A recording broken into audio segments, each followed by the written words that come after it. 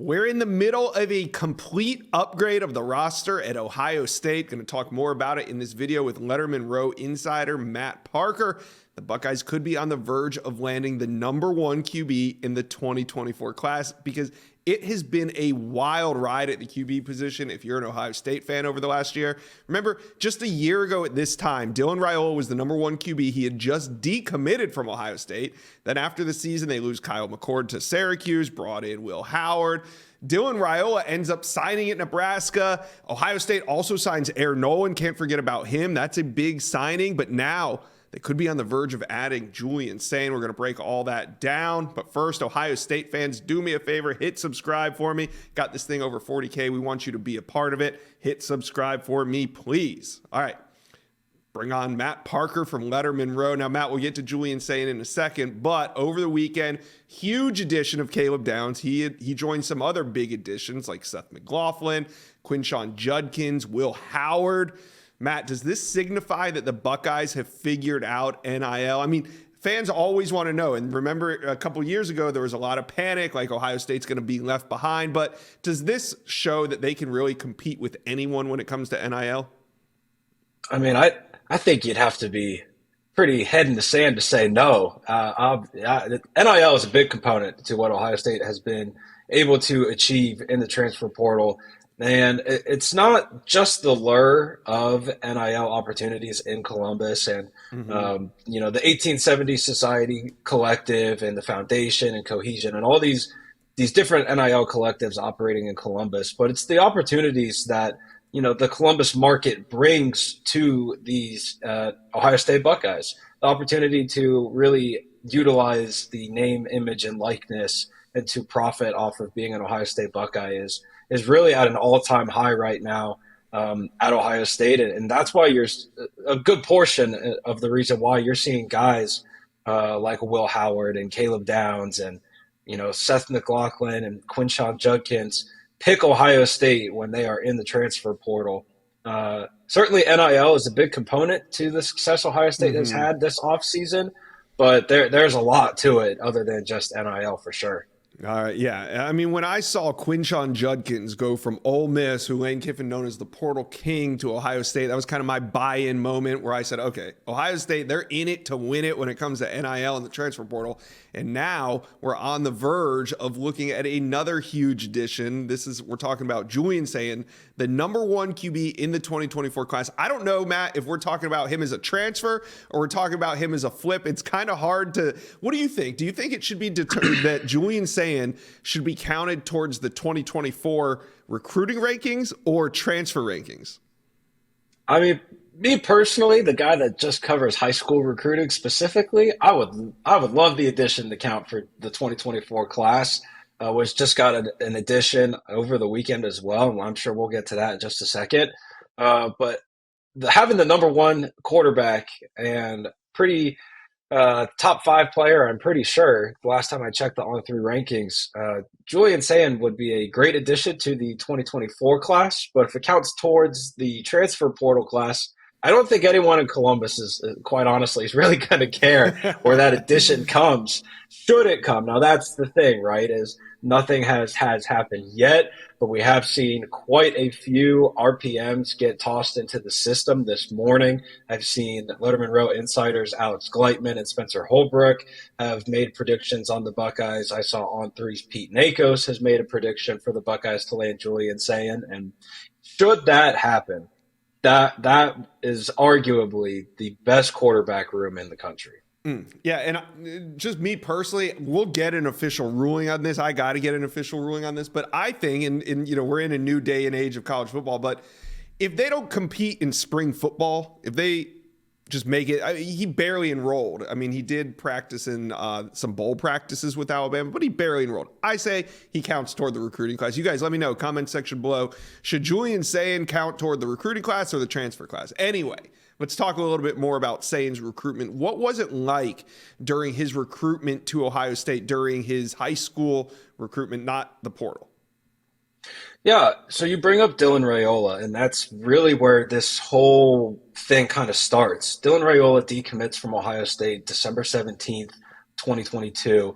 The next day, you see Julian Sayin, who had been committed to Alabama Yeah. for, I think, about 6 months at that point, maybe a little bit longer. You see Julian Sayin announce an Ohio State offer. And Ohio State, really worked at that relationship.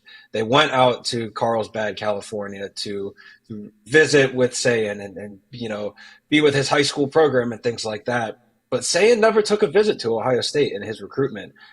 He was locked in with Alabama. That was a guy that was ready to play for Nick Saban. And then, you fast forward to about a year and change later, and the landscape of Alabama Crimson Tide football is completely different.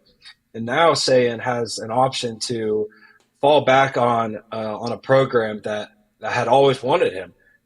Sayin was at the top of the Buckeyes board once Raiola decommitted.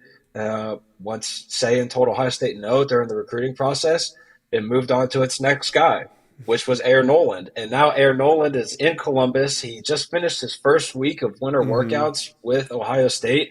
And now the opportunity to get Sayin, that original top priority guy, in Columbus is certainly an intriguing thing.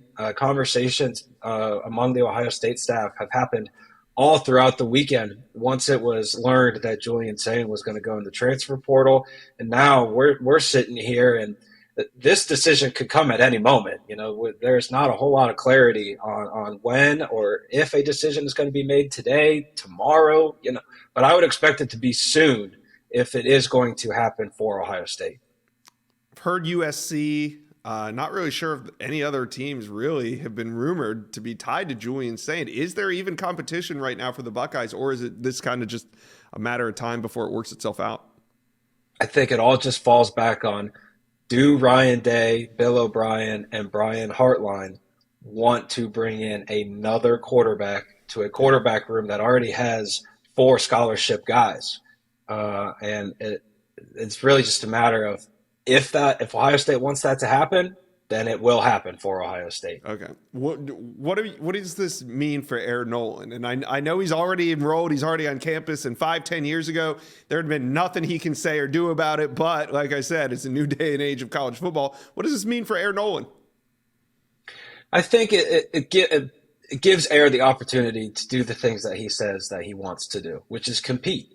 Air is a very competitive guy, and that's kind of the mental makeup that you have to be in the Ohio State quarterback room, which consistently produces one of the best quarterbacks in college football every single year. I mean, we've seen Ohio State quarterbacks go to New York City in December for quite a few seasons now with Ryan Day running the show.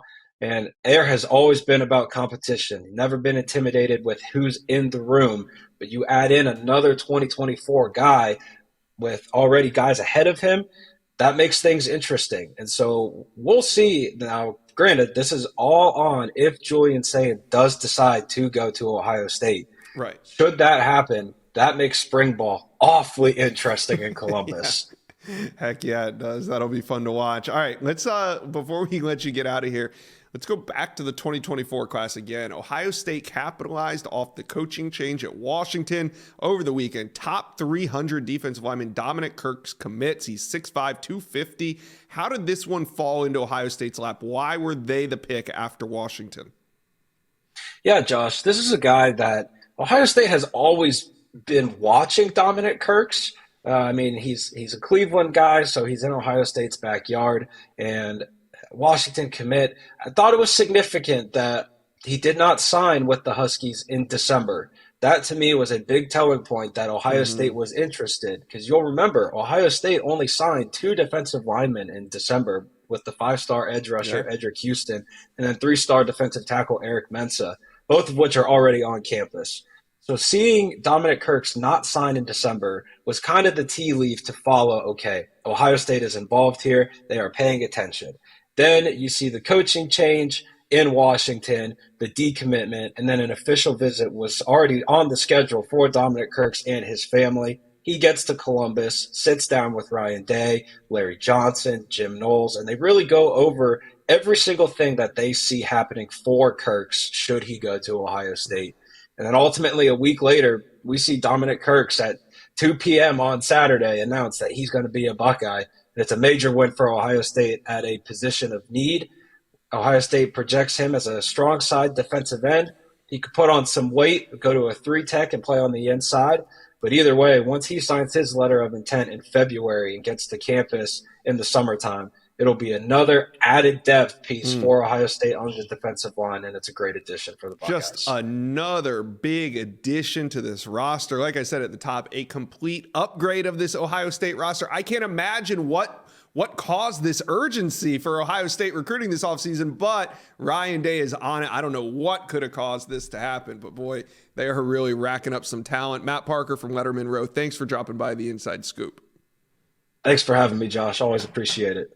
Thank you for watching. If you enjoyed that content, be sure to subscribe to the On3 Recruits channel. We have a new page dedicated only to recruiting.